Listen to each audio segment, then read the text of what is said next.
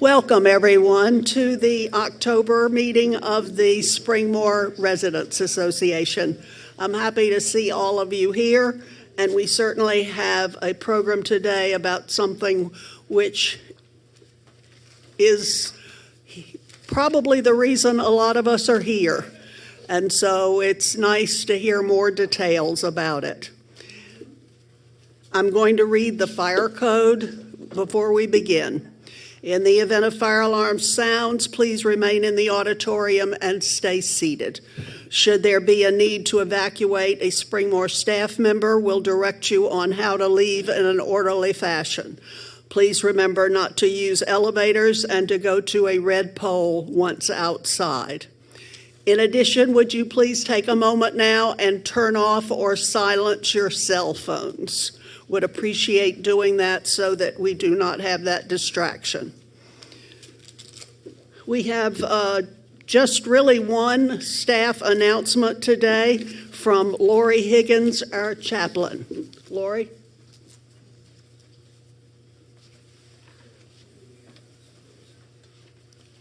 Good afternoon. On this beautiful autumn day, just a couple of announcements on behalf of Pathways, and it's not just the chaplains, there are a couple of us involved as well. On Monday, October 24th, the annual memorial service will be held here in the auditorium, and that, of course, is for residents and spouses and families, and there will be a reception. There will be more information coming out about that. Beginning in November 1st, on Tuesdays in November, we will hold a grief group. And this is not just for those who have lost a spouse. I know there have been residents who have lost siblings or children or any type of grief or loss. Please feel free to join us, and more information is coming out about that as well. And lastly, we are bringing back the Dementia Conference. We had a conference, I think the last time was in 2019, and we have a keynote speaker coming from UNC Chapel Hill who is coming to present the latest research. And the Pathways team of Carrie and the chaplains and the social workers are all working together on that conference. So look, and that's going to be held November 3rd. I can't remember off the top of my head. But there is, I'm blanking on the name, but there is a keynote speaker coming, and so keep November 3rd on your calendars for the Dementia Conference that morning. So, thank you.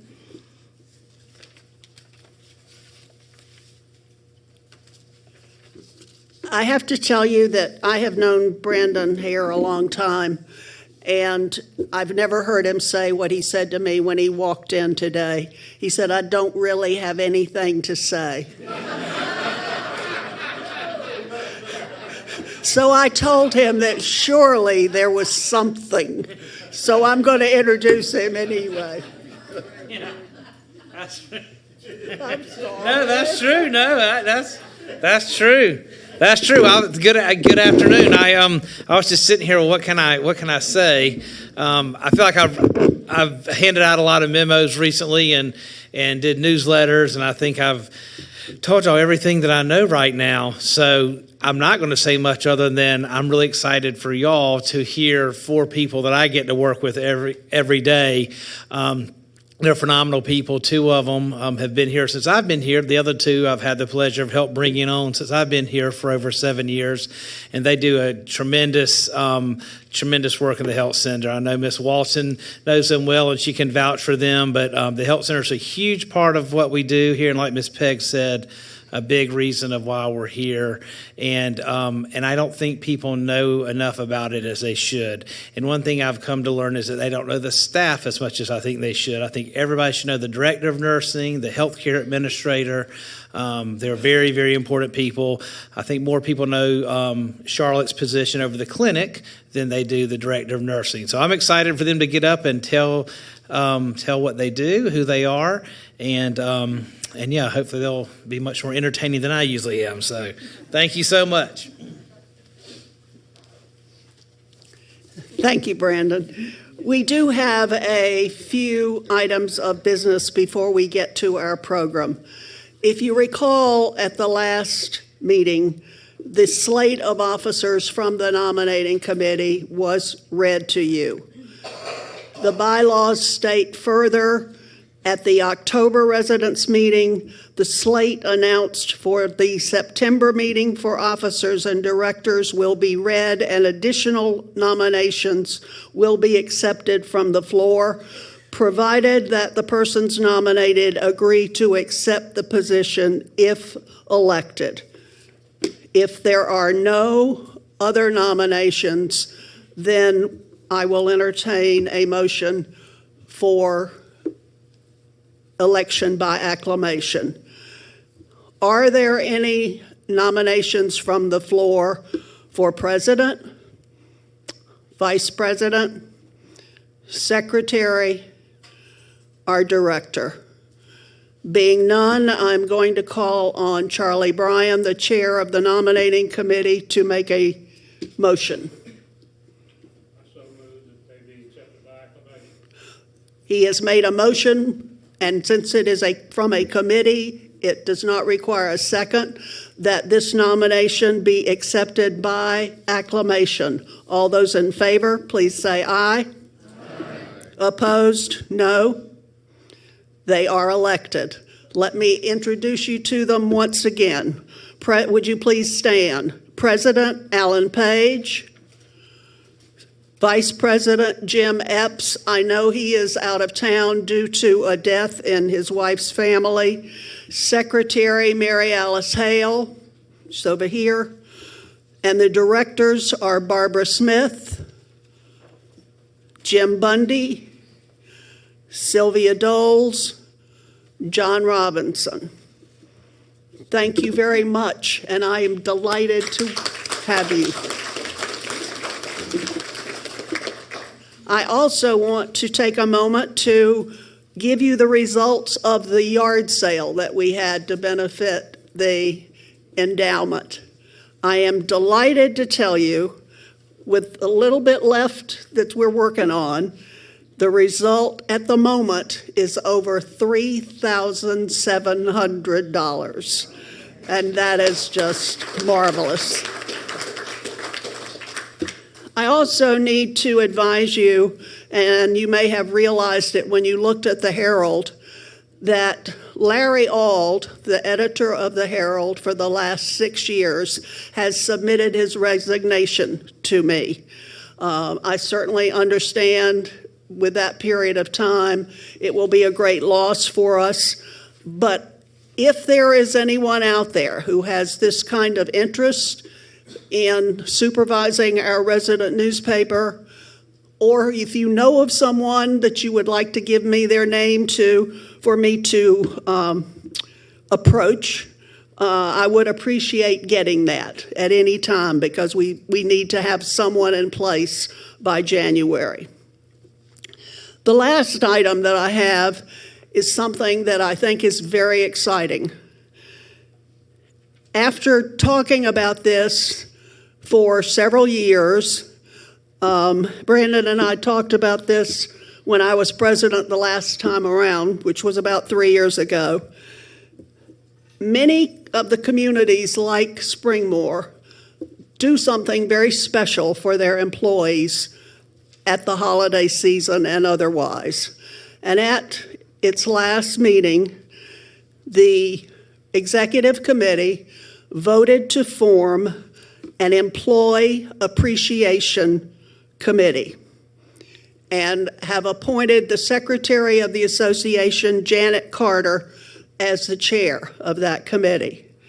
Janet actually lived in a community where this type of thing was regularly done, so she has a great deal of experience. One of the issues in setting this up is that the Residents Association has no budget, and so we have had no bank account, nothing to do. So the Springmore administration has generously assisted us with resolving that problem. And so you are going to receive in your mailboxes tomorrow a description of what is forthcoming. It will be our one opportunity to donate cash to the employees. And every employee of Springmore will receive something. Obviously, what they receive will be based on the amount collected. There will be one amount for all full-time employees and one amount for part-time employees. It is something that I think will be a marvelous feeling for us. As you know, our bylaws state that you cannot give cash to an employee without fear of having them be technically fired. So this is a wonderful opportunity, and I hope you will all support it. Let me introduce Janet Carter to you. And Janet, do you have anything you want to say? I would just add, and thank you for those remarks, it's a very exciting thing to be able to say thank you in a monetary way to the staff, and we're excited and thankful to Springmore's management for allowing us to work that out. You'll have a flyer in your mailbox tomorrow that'll have all the details. We'll collect the funds beginning tomorrow through November 18th, and then on December 7th, all of our residents will be invited to share in a reception with all of our staff. We'll have both North Village and South Village locations for that. So that'll be an exciting time when we can pass out our thank you gifts and express our holiday best wishes and thanks to them. So be on the lookout for that in your mailbox tomorrow.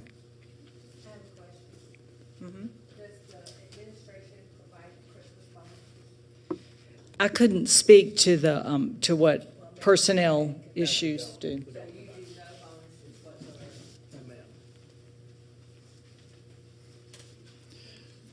Okay, thank you very much for that information, and look for that tomorrow.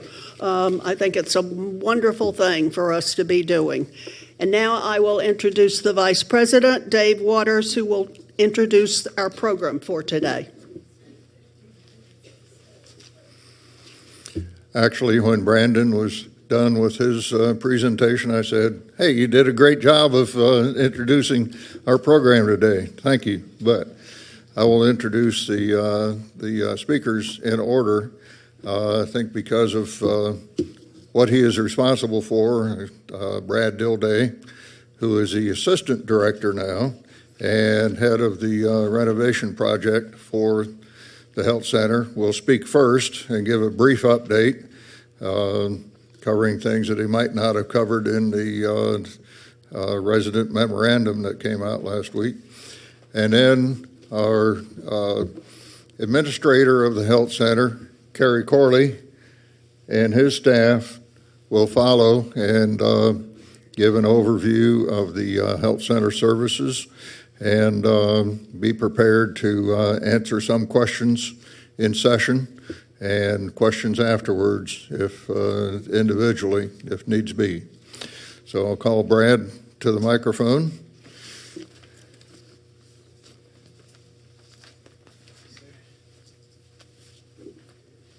Good afternoon, everyone. Hope you're all doing well.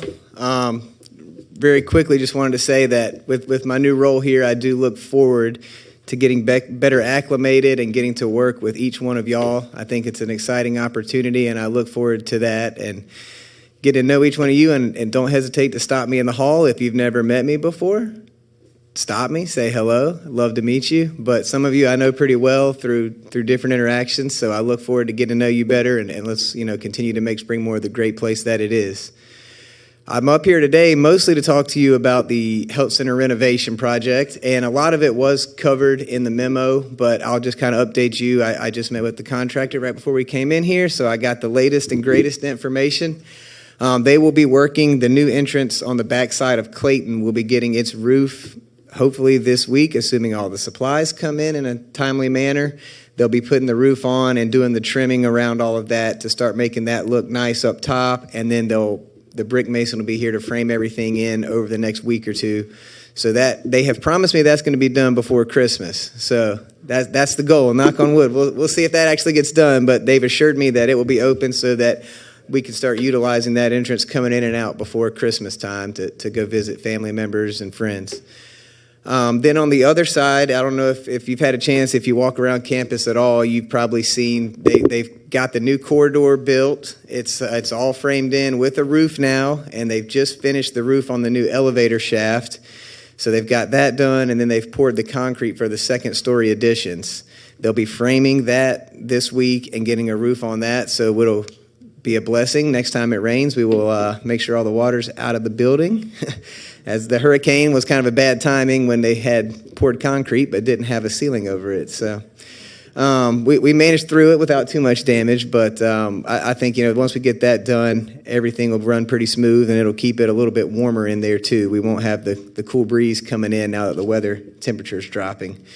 So that'll be nice. And then downstairs in the old administrative office area, they're coming this week to pour the subflooring and level all of that out. So we'll have that done. And then they're installing the new ductwork in that area. They're also installing ductwork on the second floor in what was the physical therapy area, the nurses station, that whole area up top, where we've got a temporary wall now. So you can't really see what's going on behind there, but they're there today putting in ductwork and framing up the walls for what will be the new office space.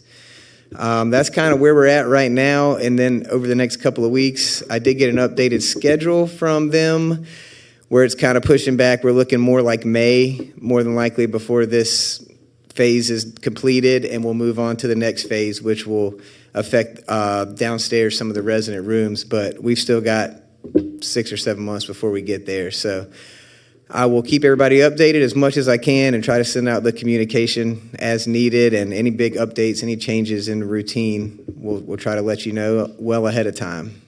Does anybody have any questions on the renovation stuff at this time?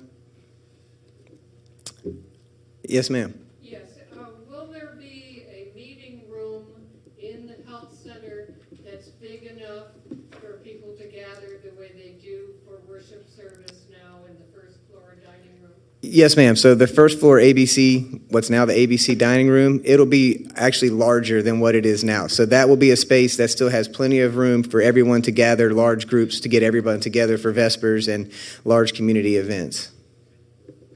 Brad, are Yes, sir. supplies coming in pretty comfortably? Depends on the supplies. Like they can't even find sheetrock right now. They're putting up framing for the walls, but the sheetrock's kind of delayed. We waited a long time for the roof trusses. That's what delayed kind of that new entrance so long. So it's hit or miss. It depends.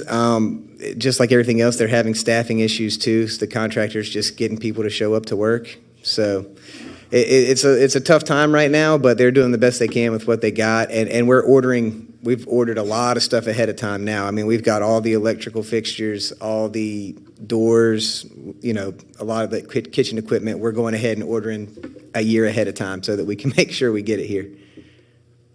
I wonder, probably haven't had time to think about it, but the damage in Florida could stress the supply chain. Oh, yeah. Yes, sir. Yeah, absolutely. So, yeah, we are trying to stay ahead of it as much as we can. But as of right now, we haven't had any issues due to the weather. So, all right. Well, I will introduce Kerry Corley, and he's going to talk to you about the health center. So, here's Kerry.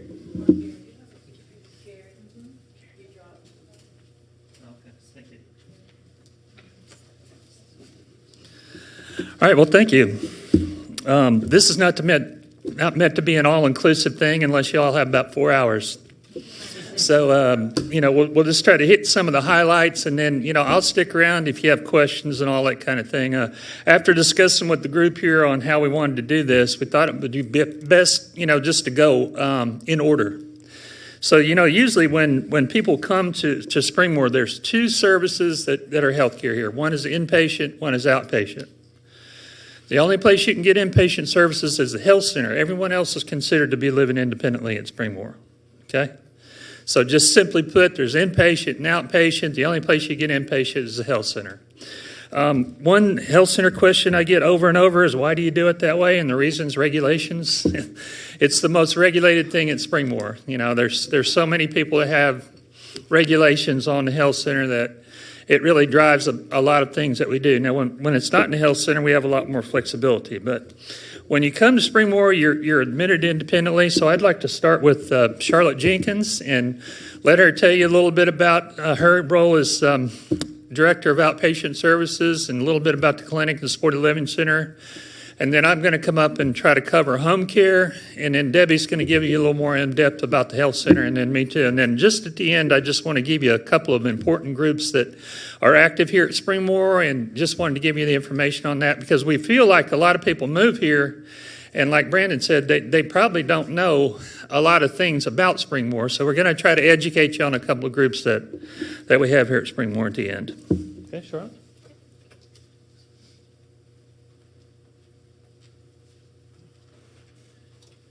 Hi, everyone. My name is Charlotte Jenkins. I just started in July. Many of you might have known Joyce Isley, who was doing this pseudo role. Brandon and Carrie, when Joyce decided to retire, realized that Joyce had a lot on her plate, and they made a very smart decision and split that up. And so the part of Joyce's role that I took has me over independent living and the clinic. One of the components of independent living is supportive living. I think it's very critical to understand with our supportive living that it is independent. It is not assisted living. So as many of you know, there's independent living, assisted living, skilled nursing in the world of, managed care. And supportive living is still independent. So that right now is the piece that I personally am looking at. And what that means is supportive living is an area where you are living independently, you have your own apartment, you're doing exactly what you've always done in any of the apartments. However, there's a higher concentration of staff to provide just that support.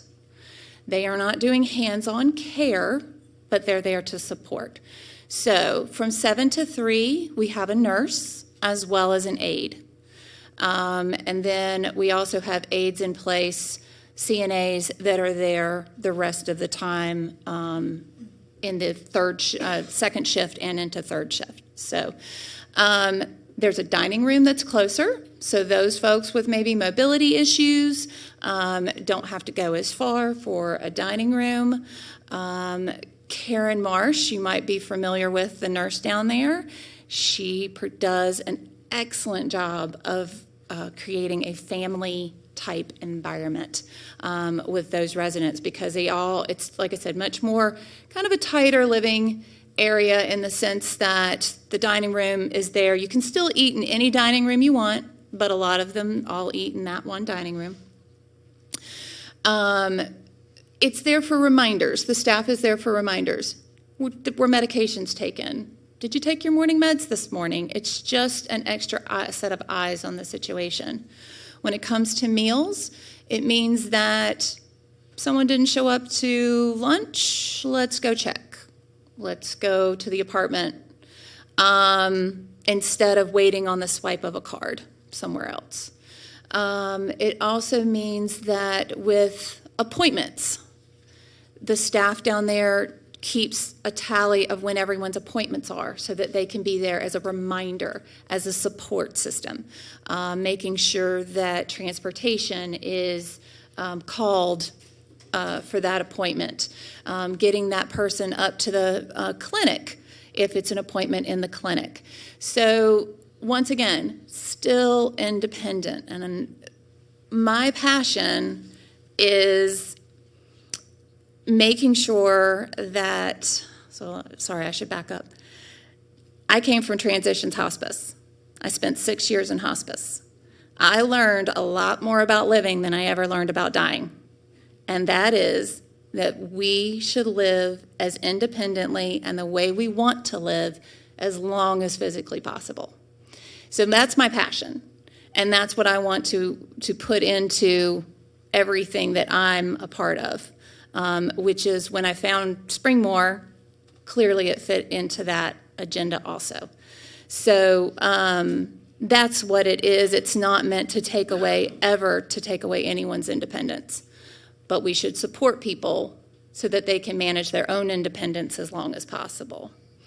So going back to the clinic, which is the other part of what I get to do, and that's where my office is, and you are more than welcome to come by and see me anytime. I'm there. Is working with Dr. Patel. As you all have known, Dr. Edmondson decided to take his place in the retirement world. He does stop by the way, and misses all of you. And Dr. Patel took his position. So with Dr. Patel, he and I are just kind of working on how do we run the best, most efficient, caring clinic that we possibly can to serve the residents. And so clearly not much needed to be changed. It is more fine-tuning than it is anything. I think the clinic was in great shape before I ever showed up. One thing that we're doing from a clinic standpoint that many of you might have gotten, or you've heard your friends have gotten, which is a face sheet update. I don't know if anybody has gotten this, my little love letter.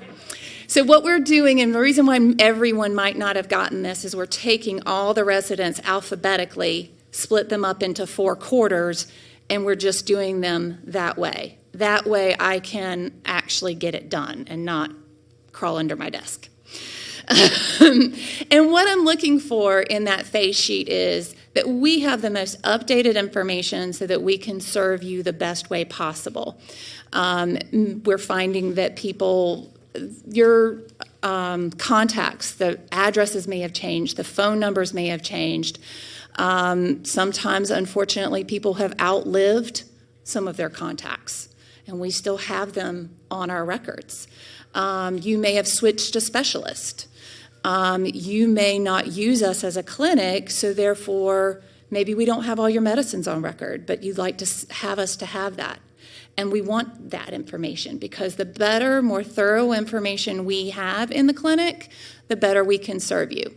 And the reason why that is so if unfortunately you have a fall in your apartment at 2 p.m., our staff is going to go out and see you.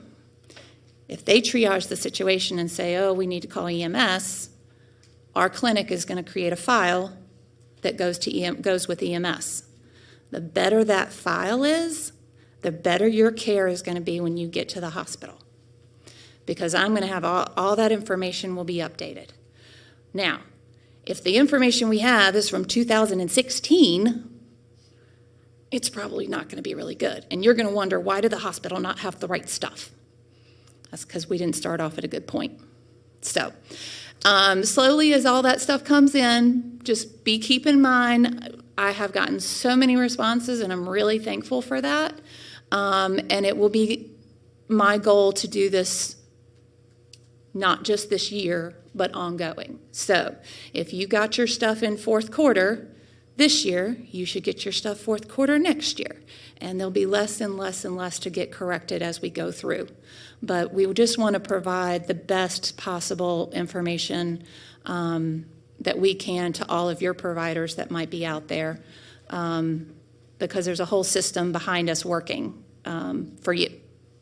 So any questions I can answer?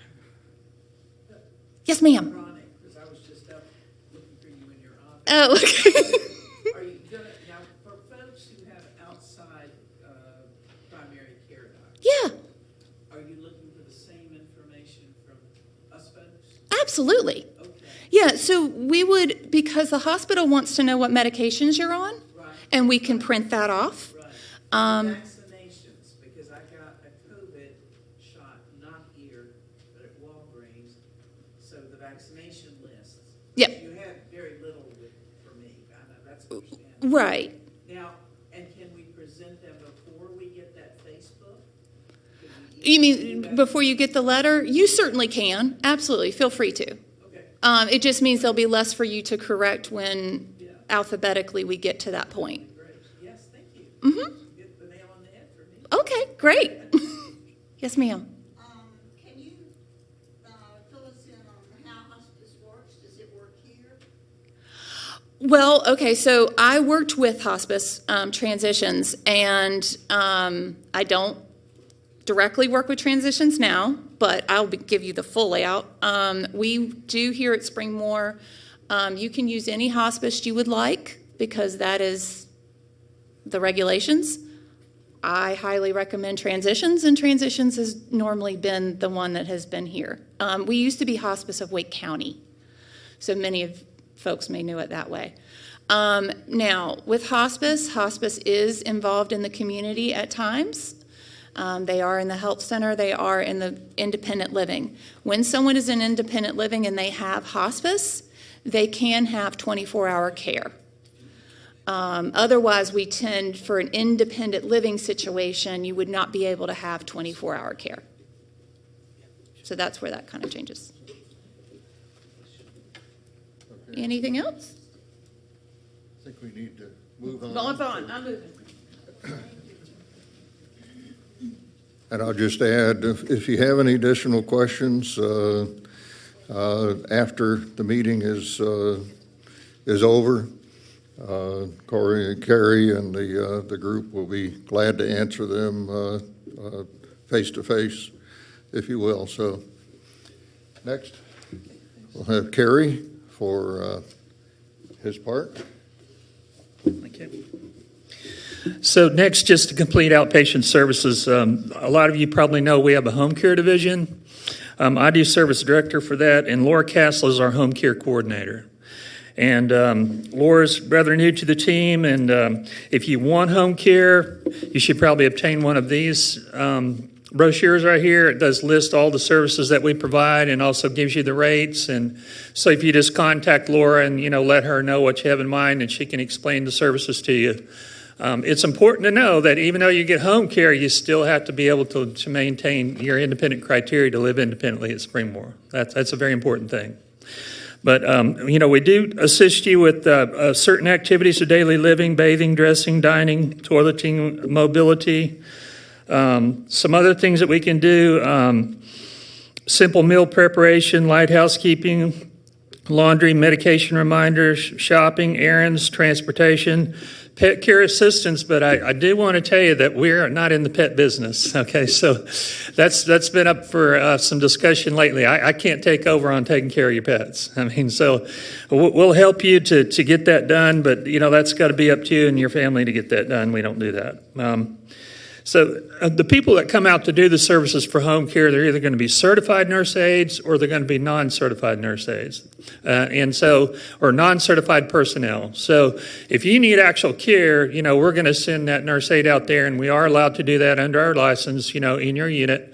But again, it has to be intermittent care. It can't be consistent, skilled kind of care. And then, the non-skilled people would do the non-skilled kind of work. And so that's kind of how it works. And you do have to pay a little more for the skilled care. We do pay, actually you're not charged more for that, but we do pay the people that provide that care a little more if they do the skilled care, and then a little bit less if they're non-certified. So that's just a quick explanation of home care. I'd be glad to stick around, to give you some details in case you have any questions, but this brochure covers it very well. Okay, so I'm going to introduce Debbie Savinsky, who's the Director of Nursing for the Health Center.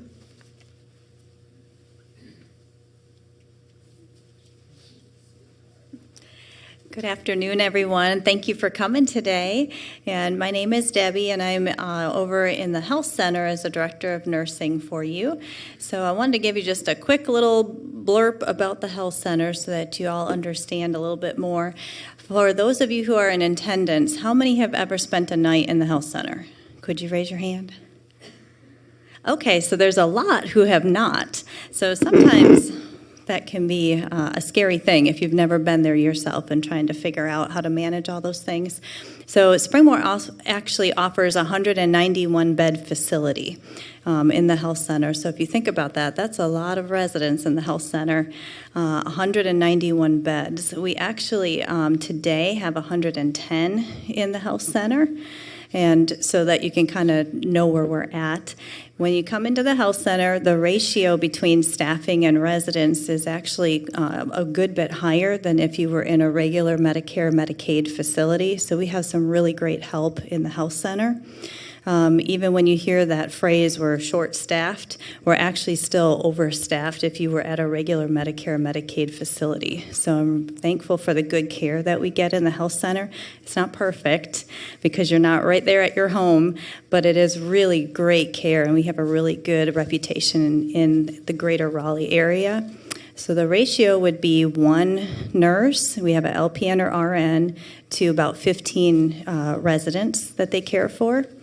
And again, this is skilled, it's not acute care. And then the next ratio you would look at is a CNA care. CNA is a certified nursing assistant, and these are our staff members that have completed a course to get their licensure. Many of them have been with us greater than a whole decade. I mean, they really know what they're doing, and they have a good dedication to Springmore. But you would be looking at it usually around 1 to 8 residents. So if you think in a period of time of a whole 8-hour shift, if you have 8 residents to take care of, and you have to take out mealtime and bathing and such like that, you're not getting a one-on-one care. If you want one-on-one care, you would have to hire someone to be there with you in the room. Otherwise, again, you're looking at 1 CNA for 8 residents. Again, that is much higher than a normal facility, so you are blessed here at Springmore. I wanted to let you know also on an admission. If you come to the health center, typically you would be coming from the clinic or you would be coming from the hospital. That can be a big adjustment and kind of scary if you've never been there before. I'd always invite you to come visit if you ever want to pop in. It's easier to come when you're quite well and healthy to stop by so you can kind of see what the layout is versus all of a sudden, wow, I just broke my ankle and I'm ending up in a health center. So we are very much wanting to get you home as soon as possible, but not too soon. We don't want to kick you out. A lot of times it seems it's easy to get in, very hard to get out. And the reason why is because we want to make sure that we're setting you up for the best course of action to heal quickly and then to maintain your independence as long as we can. So when you come into the health center, you are seen by one of our providers in the clinic within 5 business days. That's either Dr. Lang, Dr. Patel, or Mrs. Orr. Any of those 3 providers you would be seen by. You are not seen again by a doctor or a nurse practitioner for another 30 days. So that's a bit different than if you're in the hospital where you're looking at rounds every day. So sometimes people get a little frustrated. They say, I haven't seen the doctor. Well, they saw him that first time, but you're not seen again, and that's, again, regulations. If something were to come up and you say, hey, I want to see the doctor, they will get you on the list and you'll be seen again. But you're not slated to be seen for another 30 days, just so you're aware. You also have a care planning in place within 24 hours, and that's all the interdisciplinaries that are looking to get you better. And they go over that with you and your family members within 14 days, but it's in place after 24 hours. And then every Tuesday, we meet to have a discharge meeting, and again, we're looking to get you home. That's physical therapy, occupational therapy, speech therapy. The clinic is involved, home care is involved, nurses, care plans, everybody is involved to try to get to see where your case is and to see if we can get you home. You're also involved with that too, in that we meet with you to let you know, and you're involved in your case so that you know where you're at and what needs to be done before you can get home. Again, the whole thing is to be set up to get you home independently. And then if you need to stay with us a little bit longer, that's what we do to make sure that you're safe and on your road to recovery. Lastly, I just want to say how much dedication the staff has to you. I know a lot of times there's issues with communication, and we can always improve that for sure. But if you have an issue or you have a friend that's in the health center and they're frustrated with something, please let us know, because if you're having an issue, perhaps someone else is too, and we want to make sure it's your home, so we want to make it the best we can for you. So if you're having trouble with something, do let somebody know. The first go-to would be your nurse right there on the floor, and then your nursing supervisor. It does escalate to me as needed, but don't hop right to Brandon, because he doesn't know what's going on. He knows many things, but he might not know exactly why you didn't maybe get silverware on your tray that morning for breakfast. So if you are struggling with something, please do let us know, because we want to make it the best experience for you. And I have my business cards everywhere, so I'm always available by phone or by email. You don't have to wait till Monday morning. If there's a problem on Saturday morning, you've got awesome staff right there on the weekend that can take care of you. So I thank you all so much. Do you have time for questions or afterward? Okay, Carrie's next. Just quickly, I wanted to bring up two groups that are really important to our healthcare system here. The first one is called the Healthcare Committee. So we do have a healthcare committee. We do meet every month except for the summer months. Susan Walton's our chairman right now. It is part of the Resident Association. So if you have an interest in helping express concerns by residents, to management through this committee, it's an advisory type committee, and it's not a compliance-driven kind of thing. It's just, advice, and this is what we're hearing from the residents, and so we try to come to some kind of collaboration on how we might best, improve the services. And so it's been a really good thing. The other group I wanted to talk about just quickly is called the Healthcare Auxiliary. And the Healthcare Auxiliary is not part of the Resident Association, but they do a lot of things that our activities department they don't have the funding to do, they don't have time to do. And what am I talking about? I'm talking about stuff like they pass the mail 6 days a week. They have an out to lunch bunch where they take people down to the independent dining room. They have special programs. They have a Vespers group that meets on a regular basis, and they also bring people to some of the independent activities over here in the auditorium if people are able to. So, these are wonderful ways that you can volunteer here. It's part of that vocational kind of opportunity that you have here at Springmore. So if you feel like you'd like to do something through the auxiliary, then please contact Vera Horton in the Health Center. She's our activities director, and if you'd like to be on the healthcare, I'm sure Ms. Walton would be glad to talk to you. So thank you so much.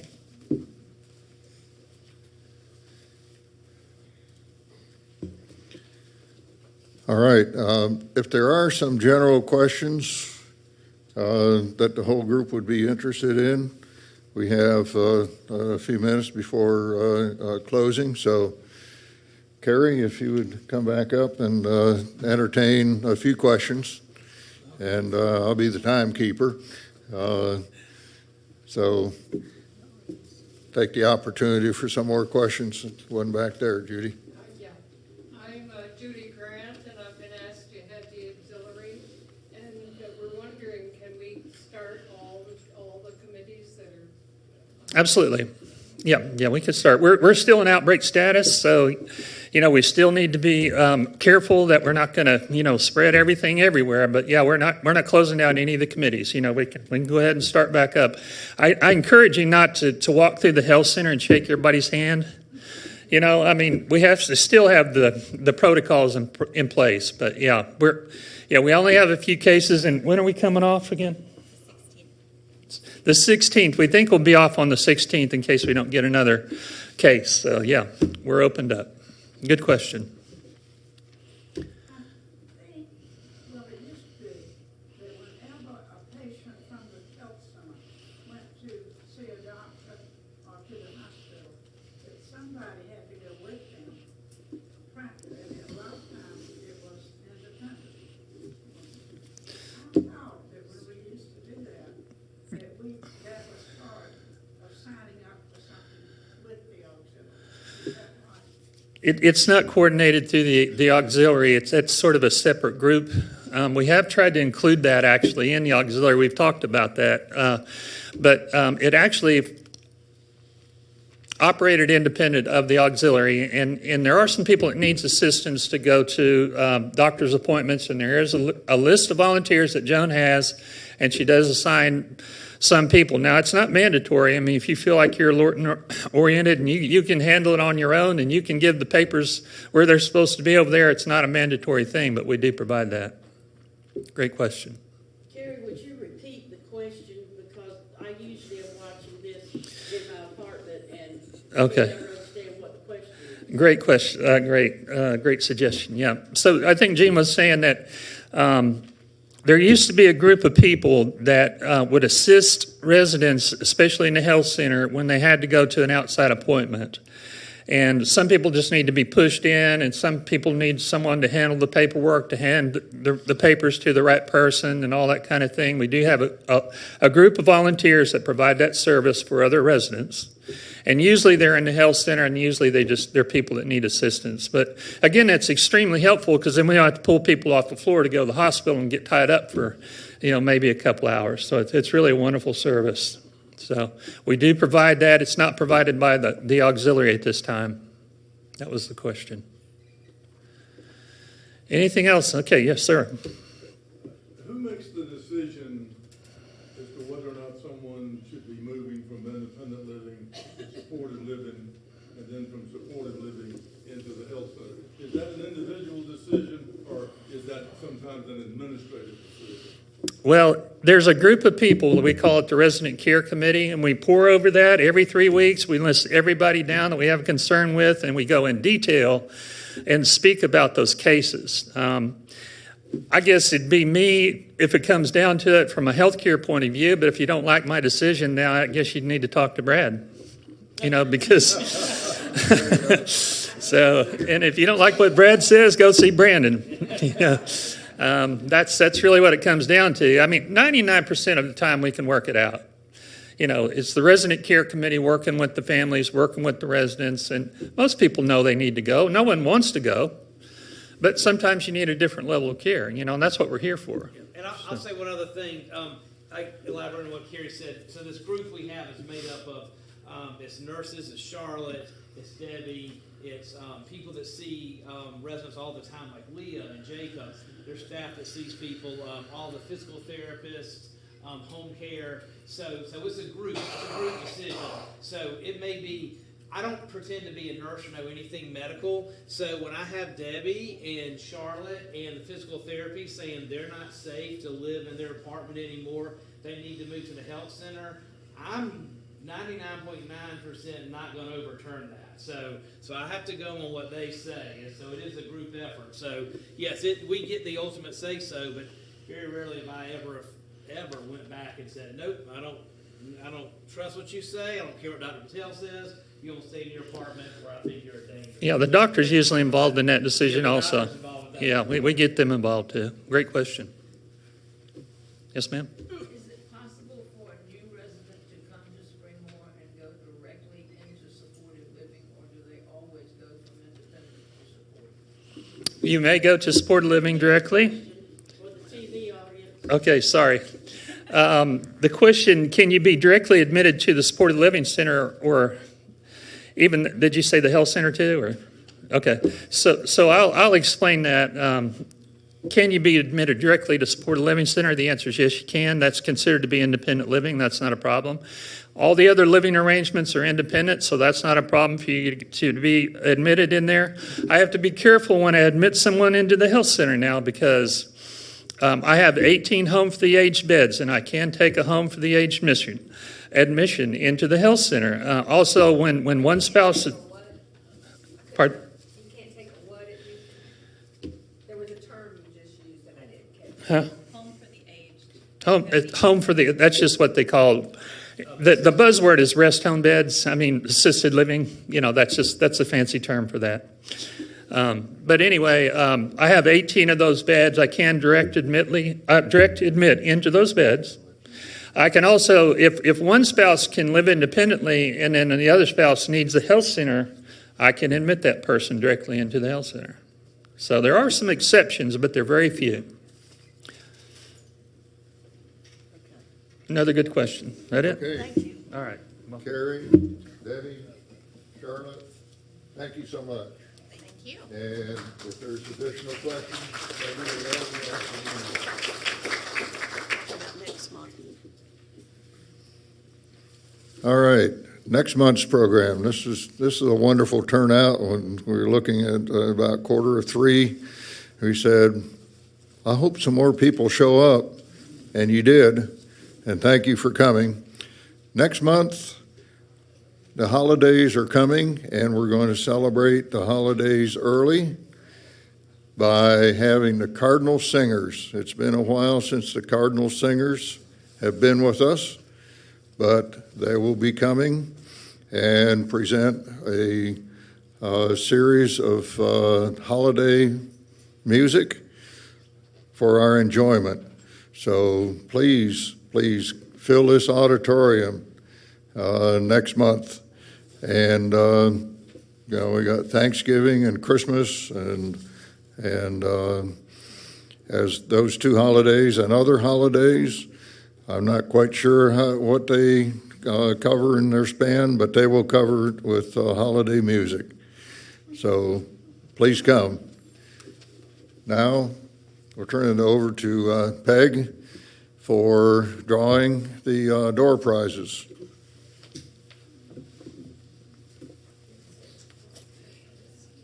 And I will say, along with that, is the reason, one of the reasons we are celebrating the holidays in November is that the Residents Association does not meet in December.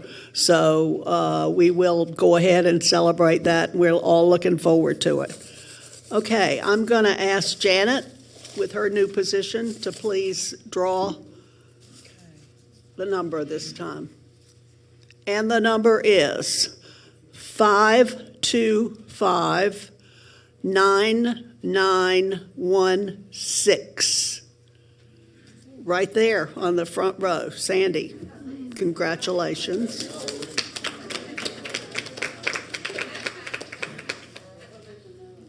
And this time it's a red one.